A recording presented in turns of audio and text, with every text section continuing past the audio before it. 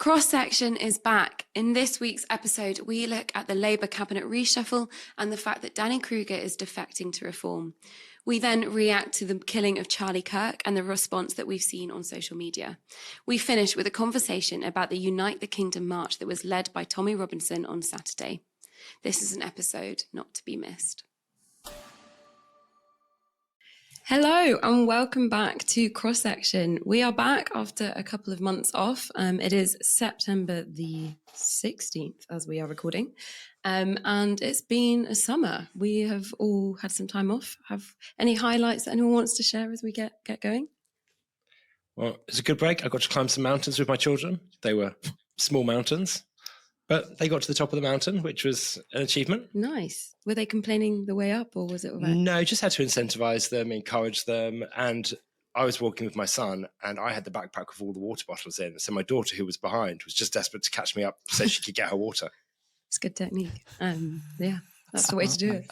Basically bribe them up. Yeah, absolutely. How about you, Peter? Any summer highlights? Up some mountains as well in the Dolomites. So yes. Lovely time. And then in the beautiful Port Stewart, just for the Northern Ireland Tourist Board, I always have to advertise that. Alicia, you? I had a mini stint in France. Beautiful kind of food and exhibitions and art and creativity ahead of the madness that we are now in. Yeah. I also had a nice time in Italy, which was lovely, but we are all back and it feels like Cross Section kind of can't come soon enough. It's been kind of nice actually not dissecting the news week in, week out, but yeah, it definitely feels like the time to start doing that again. Things are feeling fraught, they're feeling challenging and hard to talk about. And the conversations, some weeks we'll all be kind of discussing what we want to talk about. It might be like, oh, I think this is quite interesting. Oh, no, I think this is interesting. Maybe we'll have an obvious topic, but the others might kind of be up for discussion. I don't think we needed to do that this week. It's been really clear what we need to talk about and what we are going to talk about. So it is heavy, but I think these conversations are really necessary. So I really hope that they will be helpful for you as you listen or watch. But we will start locally with kind of what's been going on in Westminster. It's been a little bit chaotic for Keir. I feel like he's probably not had the restful summer that some of us have had. I saw one stat that in 400 days of his leadership, he has lost 9 members of his cabinet. And for comparison, I saw something that compared it to David Cameron, who lost 9 members in 1,400 days.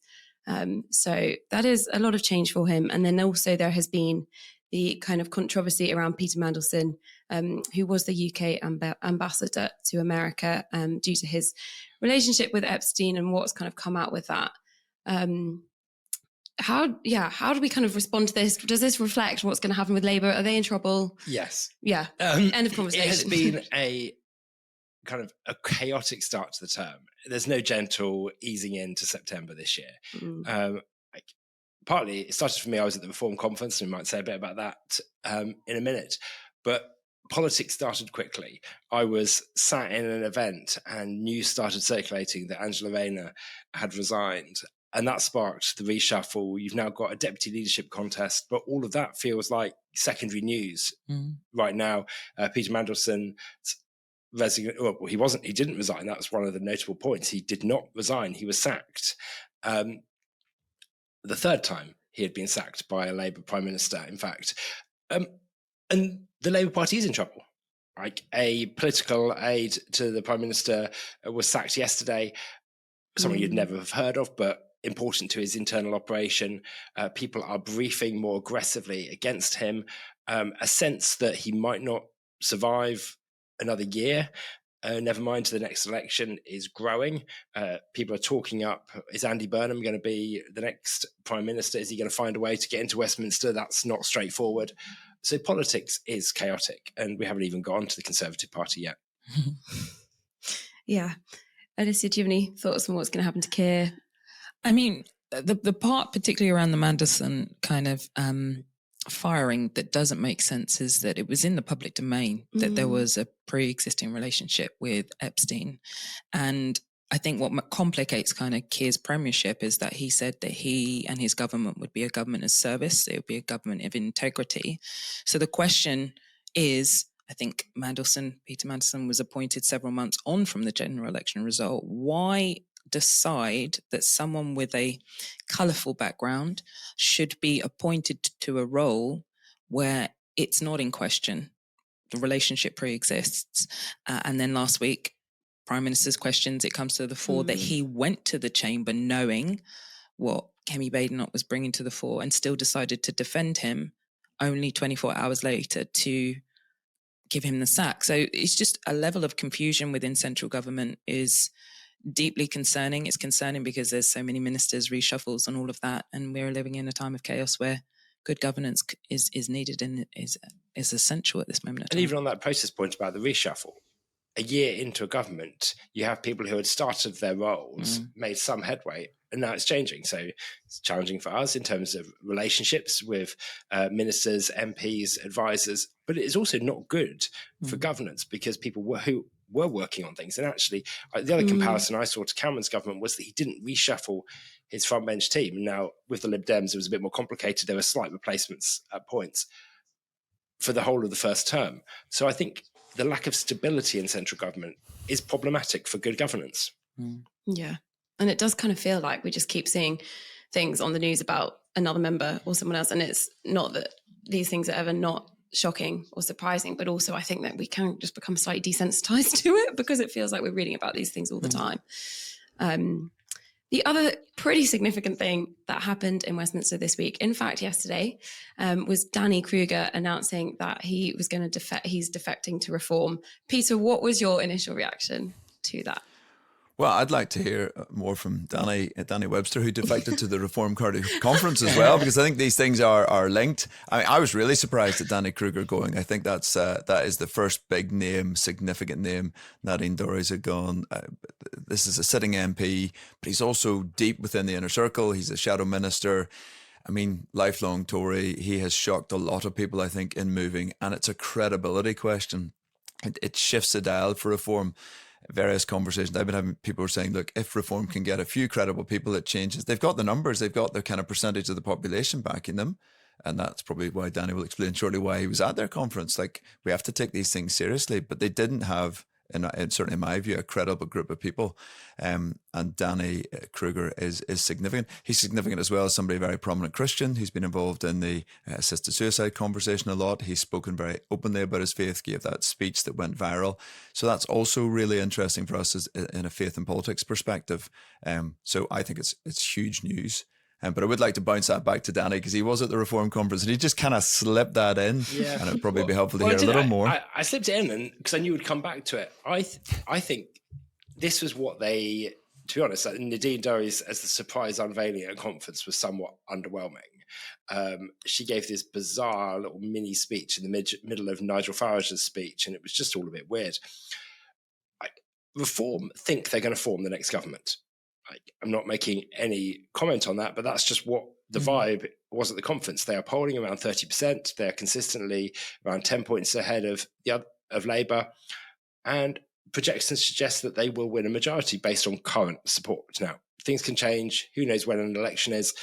They're saying it might come in 2027. It could be as late as 29.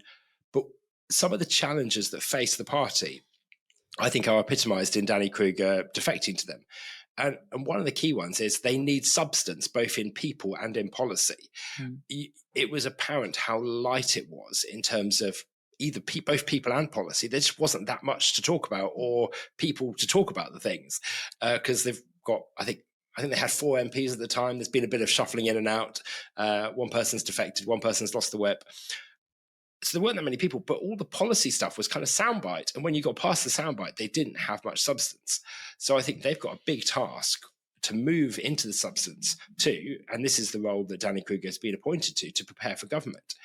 The question will be whether they can do that without alienating their base support, the people who initially supported them, who want them to be talking a lot about the touchstone issues of immigration, of maybe welfare, of the rot at the heart of Westminster. You heard them talk a lot about the uni party as their term to classify both Labour and Conservatives. So as they grow in support, they will have a challenge to hold that support together. And it will be interesting because other people will join. other MPs will think the Conservatives aren't going to get anywhere, we're better off with reform. The question is how many of them they want, because reform don't just want to be a party of disaffected Conservatives. They want to demonstrate their support is wider than that. I think they've got quite a difficult task. I think their dependence on Nigel Farage is tough, but at the moment they are riding high. And at the moment, the question is, have they peaked too soon? Will it peter out, or will they be able to continue to capitalise on the continued failings and inability of either Labour or the Conservatives to gain any political ground? I found the conference fascinating, and I think for us, it was really important to be there because they will affect the policy debate in the coming years, whether or not they form the next government, and they might form the next government.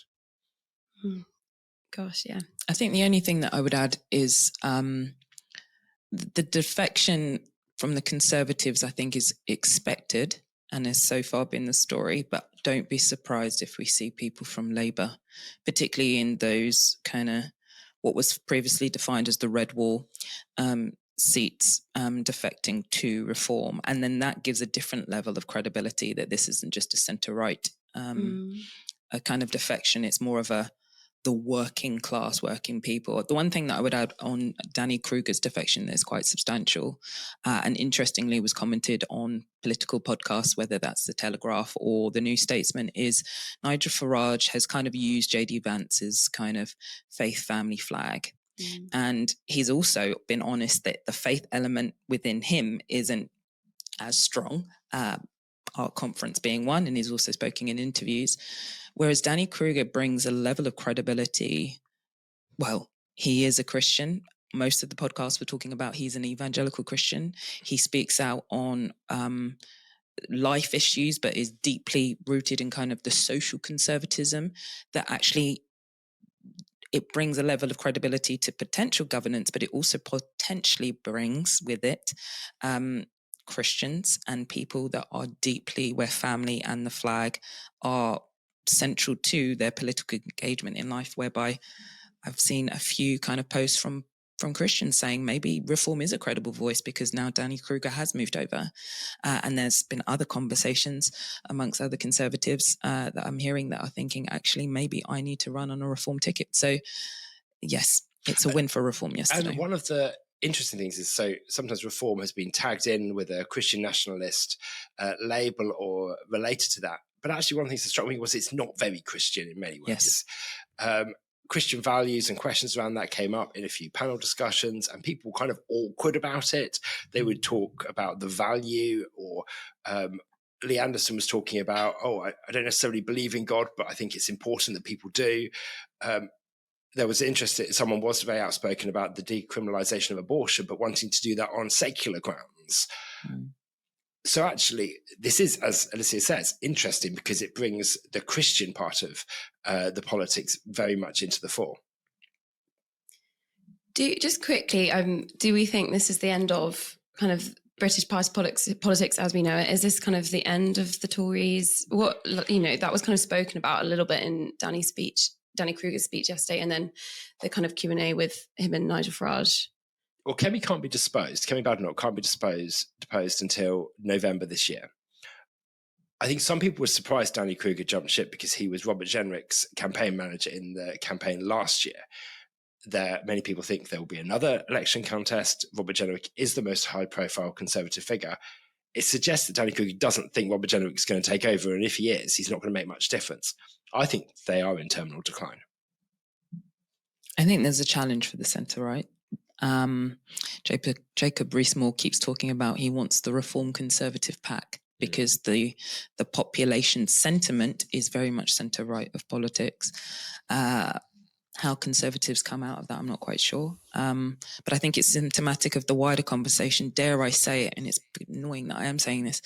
The vibe shift is the meta conversation for which is what we're experiencing, and politics in the centre-right is being absorbed in that, as well as what we'll then go on to discuss in terms of on the street protests. So, yeah. For those of you who are listening, I have only one thing to say. There was not a smug smile from anybody when we heard the vibe shift. There was.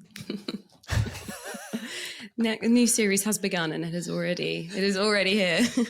But yes, I'm sure we will see what happens over the next coming months and years with the Conservatives and Labour.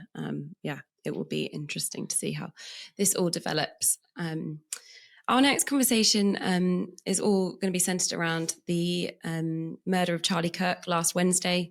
This is something that has completely kind of taken over social media, with people responding in kind of two different ways, well, multiple different ways, but it has sparked kind of outcry from people in huge kind of despair and support of him, and kind of crying out for the tragic nature of his death, but also some people kind of saying it's a good thing because of some of his views, and kind of who he was and what he kind of represented.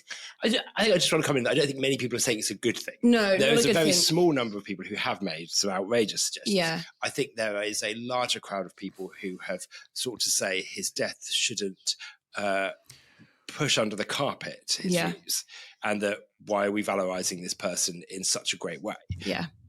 Yeah. Although I have seen some pretty like stark videos on social media of people being like asked, what do you think about this? And people kind of being positive about it. But I think you're right in that it's not a helpful generalization to make. Peter, I'm going to come to you first. You did put something up on Instagram. I'm intrigued. What have you been seeing? What are your reflections?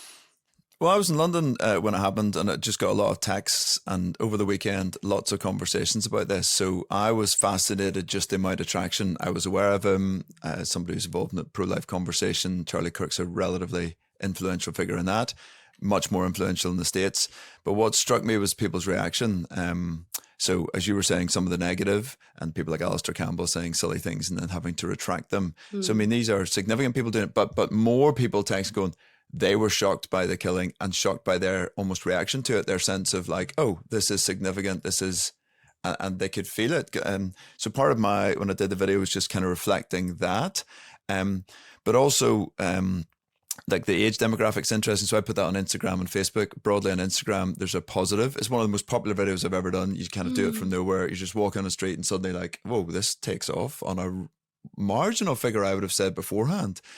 But partly it was the younger generation. When I talked to my daughter, she's like, everybody in school is talking about this. I said, all right, did you find out about it just when he was killed? She goes, oh, no, I knew about him beforehand, 16-year-old. I was like, oh, interesting. Like, she and I occupy similar spaces around this, but I didn't know she was watching Charlie Kirk. I was familiar with him. But then the Facebook reaction, the slightly older generation, was a little bit more pushback in places. Interestingly, I think from an older generation of Christians who simply didn't understand, I wasn't saying he was perfect by any stretch. It's the classic, you talk about anybody, and of course we're not saying we agree with everything they do, but I don't think a lot of people understood the level of traction and are beginning now to see how significant he was. He was overtly Christian. I think that's another thing that people he was more famous for some of his other clips, but now what's surfacing a lot is just his engagement. I wouldn't have agreed with all his Christian thinking. And he probably tended to a kind of flag and Christian nationalism that I wouldn't have been comfortable with, and held other views I didn't agree with. But he was ultimately shot. After 5 minutes, he spoke about the gospel in Utah. He was talking in a Mormon college or in a Mormon area, like very expressly about grace and forgiveness. And then first question was about transgender shooters, and he is shot. And there's a lot of interesting stuff going on in the background around that, and some of the viral memes that were playing around. So loads of layers to this, but I do think it's fascinating, and I do think the reaction's fascinating across the board. Last thing I'll say is the amount of people talking about turning to faith in this. Like, you've got individuals who are going viral who are saying this has caused me to engage in faith. Probably the most well-known is Graham Linehan, the Father Ted author, very anti-faith in many ways, very free speech orientated. But he said the death of Charlie Kirk had got him reading C.S. Lewis and Chesterton, if he can get over some of Chesterton's other views. But he was one of many people saying they were open this moment to faith in a different way, and specifically faith in Christ. So it goes back to our quiet revival thing, another aspect of that in this moment. Fascinating to me, that piece. Complex, of course, but really interesting that people are ultimately moving towards Jesus in the chaos with some of the language being used. Yeah, Alicia, do you have what kind of the response have you seen? I mean, a personal response, I didn't know Charlie Kirk. I fit in that category of, I knew of him relationally, could juxtapose him possibly with Trump, with MAGA, with Candace Owens way back when. And so you can create a persona around that individual. It was only at the point of his death that I became more familiar with what he was saying in his content and how faith expressive he was in that. I mean, there's a deep shock. I think I I did weep at the sense that the violence by which he died on campus, political engagement, open dialogue, sharing his perspective on some of the key issues, inspiring a generation to actually think about what you're thinking about. If you're going to disagree with me, that's fine, but think about what you're going to think about. And the violence by which his life was taken, again, symptomatic that we've lost the kind of the image bearer sense of a person, how to look upon someone, and it's their politics, but we can't see the humanity made in the image of God. And I think it's a warning sign to the church in whether we disagree with people politically, left or right, they are made in the image of God. And how do we honor that fundamentally? That's a message that needs to come out a little bit louder within the church in response to all that's happened. So I've seen a range of things that are disgusting where people have celebrated. I've seen others that are curious about, okay, why would a young man be so devout around some of the contentious issues of the day? And does Christ speak to that? And maybe I want to explore a little bit more. So there's definitely a curiosity. And as Peter was saying, a younger generation looked to him as a model of engagement, whether they agreed or disagreed. So there's just so much about him that is, I think, going to be lessons learned. And I think one of the things that I find fascinating is he was someone who thoroughly combined his Christian beliefs and his political engagement. And I think that's what makes him more complex and what makes engaging with him. If he was just an evangelist, if he never talked about politics, it would be far less challenging. But he did engage in politics. He was a right-wing commentator. He founded Turning Point when he was 18 in 2012. Very much, he was Trump pre-Trump, but he's always had like a faith element to it as well. So he will talk about people's need for Jesus, but he will also talk about gun rights. He will also criticize affirmative action, and he will talk in ways that are, or at least come across as racist and misogynist. Like, I've watched a few clips. I've watched a few clips in longer context to try and understand them, and some of them you can't really explain away. But he will also talk passionately about pro-life issues. And some of his critics bundle all of his views together. And I think that is hard because I would want to disagree with some of his politics, disagree quite vehemently with some of what he says. But I also am really keen that Christians are able to speak about politics and speak into politics informed by their faith. And that means that we'll disagree about that. And I think it's okay that Christians will land in different political points because of their faith. But I think it means that he is that complex character that, yes, he was a passionate evangelist, but he was also a right-wing commentator. He was in favor of all sorts of things that put him in one particular part of the political spectrum that for us in the UK and outside of the United States makes it a bit more challenging.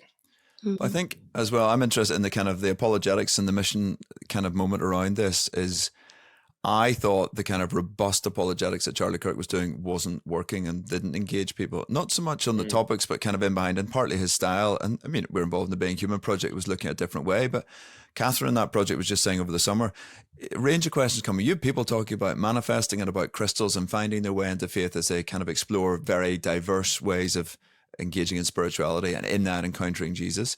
And then you have people, the first group was primarily, she would have said females, and the second group maybe more males coming in through a much more robust engagement saying, we're fed up with where feminism and some of the other agendas have taken us. We want a different approach. So if we're not as both church leaders and people interested in mission, thinking about where are the Joe Rogans of this world and the Charlie Kirks taking one part of our kind of constituency, we need to be alert to it. Again, that's not agreement with everything, but that is an alertness that's saying they're bringing them into spiritual, often faith and often Christian conversations. Now, from a discipleship perspective, that's really challenging because they bring some baggage, people coming in that way, but that does happen in the same way that other people are finding the manifesting in the crystals conversation, another way into spirituality, and others are coming at it through a different approach again. There are just so many ways in. So it's both incredibly exciting, I think, in terms of the opportunity. The faith conversations on social media and in real life around this are really high in my worlds of engagement. But massive challenges, discipleship conversations about saying, you do realize that bit was problematic in my view. You do realize that's good, but crystals is not a way to Jesus. You can't default. Similarly, you can't hold this kind of political view and a kind of Christian nationalism at some ends of the extreme where people are going, and we're going to the march. But that is problematic. We need to say, no, this is about submission. This is about laying down. So this is really interesting, but really challenging. And church leaders are experiencing that. But if we're not even aware these conversations are happening, then that's, I think, a big problem.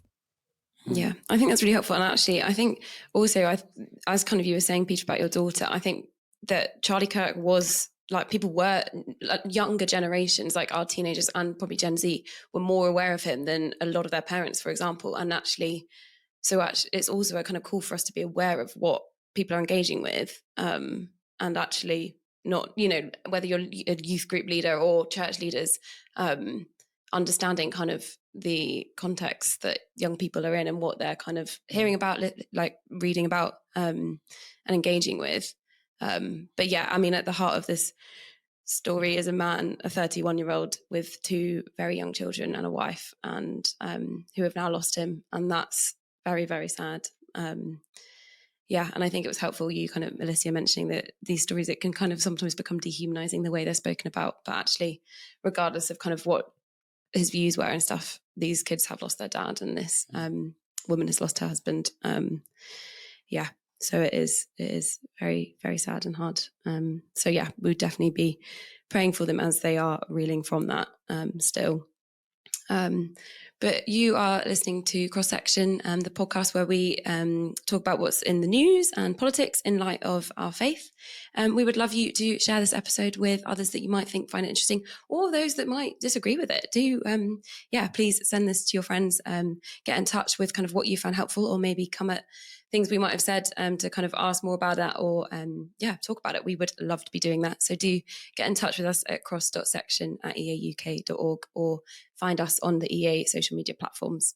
But we are now going to come into our final conversation, which is actually kind of relevant to the other things that we have been talking about. But that is that on Saturday, there was a huge protest in London that was led by Tommy Robinson. I think it was up to 150,000 gathered. I think it's, they don't know the exact statistics, but somewhere between 100,000 and 150,000. This was huge. Who wants to give us a little summary of what happened on Saturday? Does anyone? So this was everyone's looking at me. This was the Unite the Kingdom march, as you say, led by Tommy Robinson. The Met Police estimated 110,000. The organisers said 3 million, which no one believes apart from them. Some people have tried to actually demonstrate how much space 3 million people would actually take up, and it is just utterly ridiculous. But no one knows precisely. But there were a lot of people out on this march. It was led by Tommy Robinson. There were other people such as Katie Hopkins, Lawrence Fox involved. But perhaps most interesting to us, there was a lot of Christian symbolism and words and songs. People were singing from the stage. They were carrying crosses. They had banners about with Jesus on.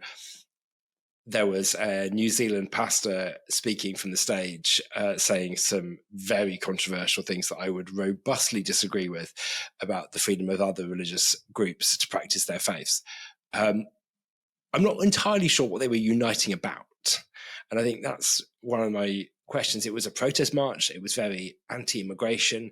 It was very anti-government. Tommy Robinson is a figure associated with the English Defence League. He was briefly a member of the British National Party. His background is in football hooliganism. He has been to jail. He is a far-right figure. There is really no way around that. He is trying to detoxify himself. I would say he's definitely on a mission to try and do that. I don't think we can accept that as easily as that. But he brought a lot of people to London. You didn't mention his own faith, Danny, intriguingly, which he talks about. Yeah. How does he talk about it? So he talks about an experience in prison, and he talks about the chaplain there. It's confusing and complicated, but he does talk about it. And I've chatted to others a little bit around that too. I mean, there seems to be some validity, but I have serious questions about what he's doing on the back of that. And is this more, so it brings us back to the Christian nationalism conversation. Is Christianity here a useful tool that Tommy Robinson has latched onto. I mean, there was a praise band at this. I mean, I felt deeply uncomfortable reading it. David Campanelli wrote something on Premiere about this. I mean, about the worship music as in a praise band. There are banners, Christ the King at it. Then there are people dressed up in Crusader uniforms and outfits. I mean, you can't control who comes and what they wear. He worked very hard to try and narrate a kind of family narrative and keep things calm. There was violence at it, given the scale of it and given some of the background that was smaller than some might have expected, but it's still absolutely unacceptable. But he is an intriguing figure. I mean, hearing some friends who've been through it and chatting about it, including our own boss and colleagues, like who didn't feel comfortable in the day. This was not a crowd that they felt kind of welcomed into. Others with pictures showing, as you say, various aspects of Christian symbolism being used. Others saying it was a kind of good day. It was a family day. It was a celebratory day. But it wasn't clear to me what they were uniting around. For sure, I agree with you, Danny. It wasn't unite the kingdom in what way?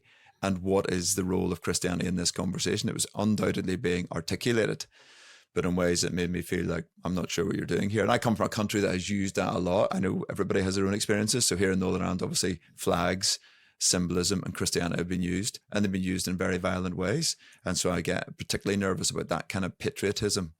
I just think I find it difficult to articulate well. I have a British passport. I have an application sitting on my table for an Irish passport. I'm Northern Irish, Irish, British. I hold all those things.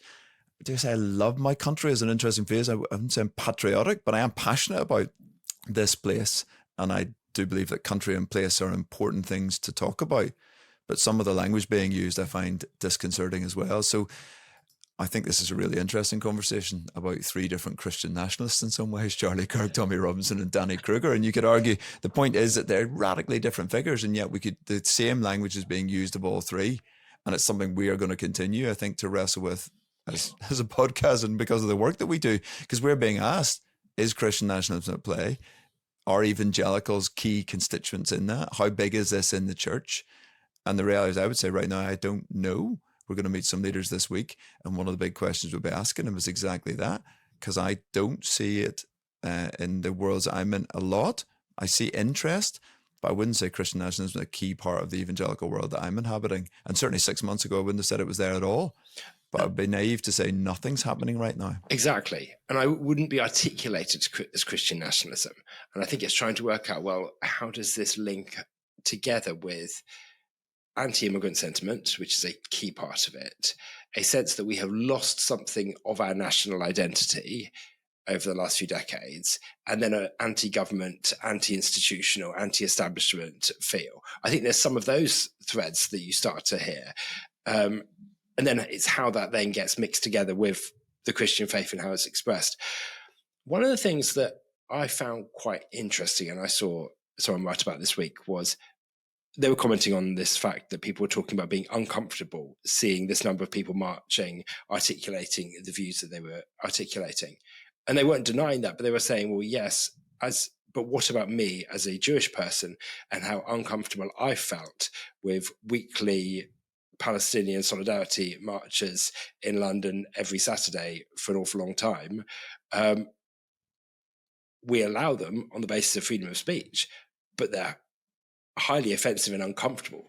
And it was just a reminder that actually our freedom of speech comes with consequences. And I think the freedom of protest is important, but we don't have to approve of protest. And I think that's the thing. We can acknowledge that people have the freedom to protest and the freedom to march, but we don't have to approve of what they're doing and what they're saying. So of course people should have the freedom, but if they're doing it in a way that makes people uncomfortable and feel scared, then that's problematic. And I don't think that's a criminal threshold, but it is something that we shouldn't necessarily approve of. In the same way, actually, though, like I used to live near Millwall football ground.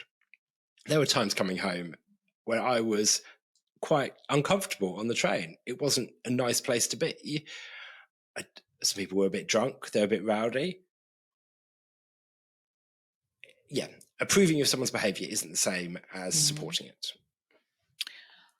Oh, wow. I have so many different thoughts that let me start with, you said something, Danny, that many of the media have done, and I think they do that to that era, where they, Tommy Robinson is far right And I think a lot of the media use that as a way, which is what he and the people behind him are pushing back on, of you dismiss me. If you call me far right, you don't have to engage with the issues that I'm talking about. You don't have to engage with the possibility that there's an element of truth and concern that I'm engaged with. I'm not justifying his approach or anything like that. But my question is, there's something about Tommy Robinson that even in my own reflection that I have to... Sympathy can be misunderstood, but there's something in the person of Tommy Robinson that I identify with closely because I was raised in Barking. I was raised in a working class community that was predominantly white working class. My mum was a single parent. My childminder was working class. Her son would be the caricature of Tommy Robinson. And he had a journey of the friend of real strong opinion on English identity that he felt he was losing with the first expansion of EU membership. Barking now demographically looks seismically different. It's not just Eastern European, it's other faith groups, it's other communities from around the world. Tommy Robinson in himself and his politics has been the worst of all types of political engagement. It has been far right. It has been the ADL. It has been the British National Party. But my question to the church is it possible for someone in the span of 15 years for their politics to move from the extreme to the not so extreme? And how do we accommodate, or not even accommodate, how do we engage with the person of Tommy Robinson now? Now, the politicians and parts of the media don't want to engage with that transformation or the progress of his politics, in which case those who did the march on Saturday feel that they've been excluded from genuine dialogue. Neither the right in the Conservative Party or the working class of Labour have advocated for them in the political arena. So they're taking to measures of protesting on the streets on the form of Saturday or on the form of all the other versions that are deeply problematic, because for so long they've heard an element of their British identity be questioned, or worse, their English identity to be oppressive and restrictive and not to be celebrated. And there is a rebellious and unfortunately hateful filled part, resentment, bitterness that is spilling out into the streets. Now, politicians can't engage with the mess of that, but the church sure as heck can. Jesus himself around his own table had a zealot as a part of his disciples. What does it mean for us to build bridges across people we disagree with, who are not complete or refined or sanctified, but we're prepared to engage with them with the gospel? The protest on the Saturday that I find fascinating, everyone who's not Christian can happily say Christ is king. The church need to not be absorbed by that and think, yes, we're all on the same marching page. No, we're not. Christ is Lord is something that is very distinctive. And I don't think Tommy Robinson or Lawrence Fox or Katie Hopkins or anyone else is going to come out with that mantra, because to say Christ is Lord means that even how you engage in the political sphere needs to model Christ intentionally. And they're using division and dissension and an element of fear to usurp everything else like that. So I'm still processing everything, but there's something about Tommy Robinson that I'm not quick to dismiss, because I grew up with people like Tommy Robinson. And I think we do that at our peril. And as the church, there's an element and a wrestling of knowing someone's repentance is genuine. I think he's still on that journey. I don't like the way he uses Christ in his politics and mantra. It's careless. But I equally don't like it when other parts, whether it's Douglas Murray or Jordan Peterson, does that, but we don't have the same pushback on that. So that's scattered thoughts. The last point I would say, there's an importance about influence that leads to idolatry. And again, the church needs to be very careful with that. Whether it's Danny Kruger, Charlie Kirk, Tommy Robinson, Nigel Farage, whoever, they all have an influence over us if we allow that. And if we cling to their form of politics, we will move into a land of idolatry that grieves the Lord. That's my last point. And I think, just picking up on some of this, I think some of the mainstream politicians have very obviously wanted to distance themselves. Farage has sought to distance himself. Melanie Phillips was writing in the Times saying how important it was for Farage to be able to distance himself from Tommy Robinson.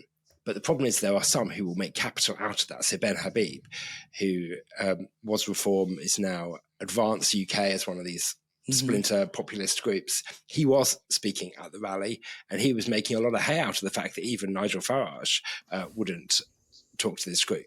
So the anti-politics sentiment just gets stirred up again and again because people don't engage with it. And I wouldn't expect, like, politically, it would be a nightmare for Nigel Farage to stand up on that stage. So he's not going to do that, even if he's going to challenge them. So he just keeps his distance. So politically, I get it, but I agree that as a church, we need to be able to engage, and we need to be able to engage with people who think very differently, and we might find some of their thoughts challenging, even offensive.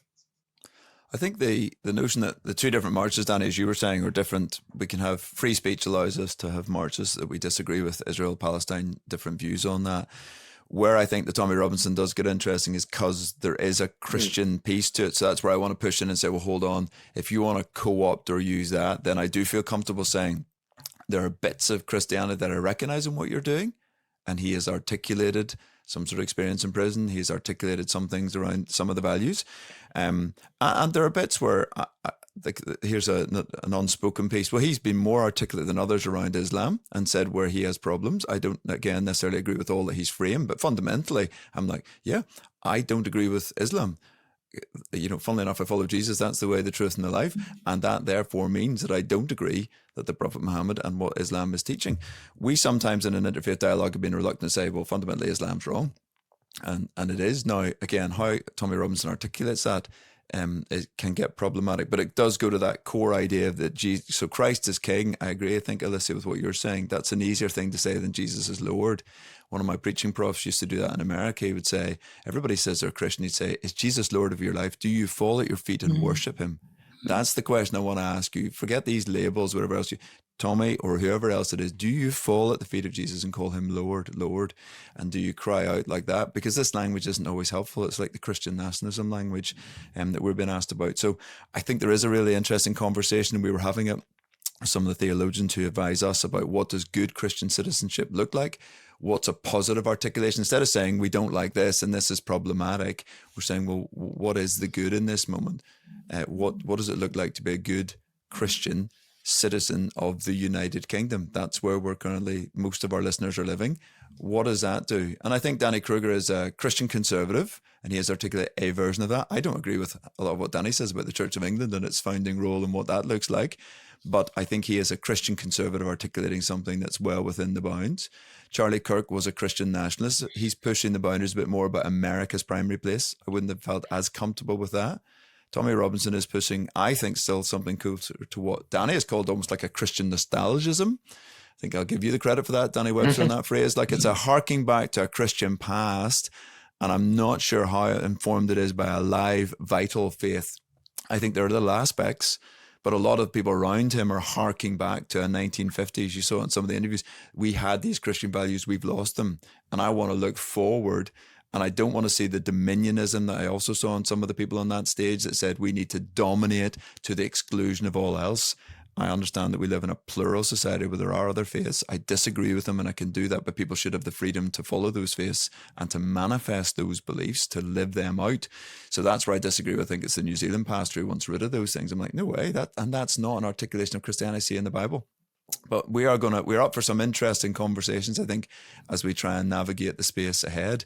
And a lot of it comes down for me to language again in these moments.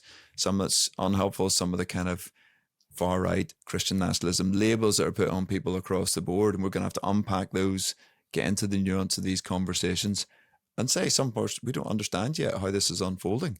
But I am fascinated as to how the conversation moves forward. Thank you. I feel like that was a very helpful kind of pulling of these different conversations together. And the other thing I'd just say, as, we are Christians that call Jesus Lord, we can also bring these things to him and bring our confusion and not knowing how to talk about it, or not knowing how to kind of unpick things that we're reading about, or whatever it is. We can bring them to Jesus' feet and come to him. So I just encourage you to do that if you are feeling burdened by engaging this, or you walk through London and you didn't know how to respond, or on Saturday, or whatever it is. I encourage you to do that and to keep talking about it, having these conversations in your churches. Also please do get in touch with us if you would like to chat more about this kind of thing. But we will, I'm sure, be coming back to these conversations over the next months. But for now, thank you so much for listening. Thank you, you three, for all your contributions. Really, really helpful as we have looked at some of these stories. For now, have a great week, and thank you.